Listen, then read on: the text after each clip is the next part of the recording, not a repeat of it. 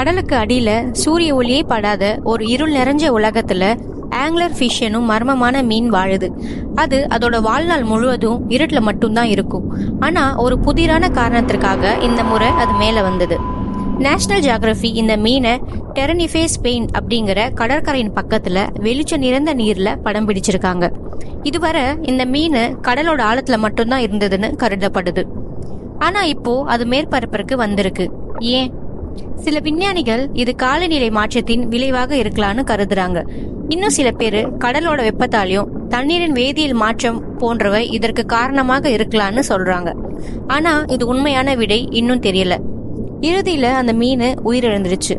ஆனா அதோட உடல் தற்போது ஆய்வுக்காக பயன்படுத்தப்படுகிறது. ஆழத்தில் பிறந்து இருள் மட்டும் பார்த்த ஒரு உயிர் இறப்பதற்கு முன் ஒளியை சந்திக்க வந்தாளா? இது வெறும் ஒரு விஞ்ஞான சம்பவம். இந்த வீடியோ உங்களுக்கு பிடிச்சிருந்தா மறக்காம என்னோட சேனலை சப்ஸ்கிரைப் பண்ணுங்க.